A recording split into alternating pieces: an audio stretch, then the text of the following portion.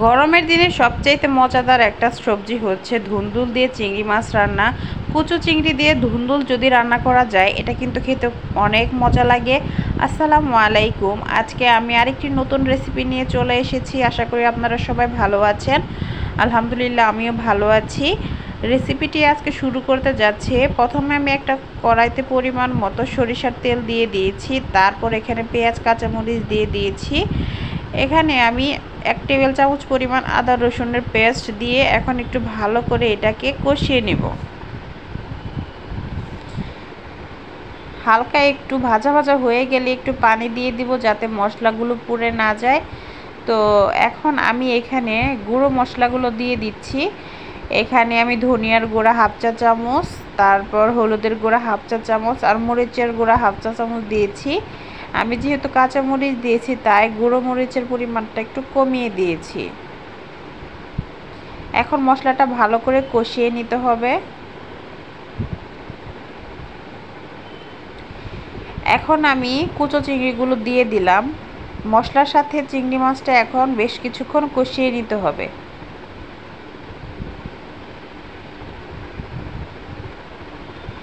এভাবে যদি কষিয়ে কষিয়ে রান্না করা যায় তাহলে কিন্তু ধুন্দুল আর চিংড়ি মাছের তরকারিটা অসাধারণ লাগে।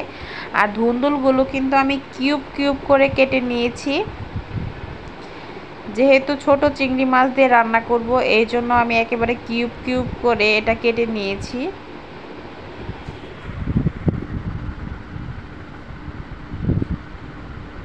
ধুন্দুল দিয়ে চিংড়ি মাছ কিন্তু খেতে খুবই মজার হয়। আমি মাঝে মাঝে রান্না করি। এখন মশলার সাথে ভালো করে ধুন্দুলটাকে আমি মিশিয়ে নিলাম। এটাকে এখন ঢাকা দিয়ে দিব, কোনো পানি দেওয়ার প্রয়োজন নেই।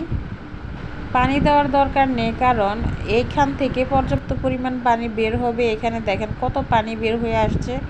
ধুন্দুলের তরকারিতে আসলে পানি ইউজ না করলেই হয়। আমি যেভাবে রান্না করতেছি এখানে পানি দেওয়ার ওইরকম প্রয়োজন পড়ে না। তারপরও যারা একটু ঝোল ঝোল পছন্দ করেন তারা অল্প পরিমাণে পানি অ্যাড করতে পারেন।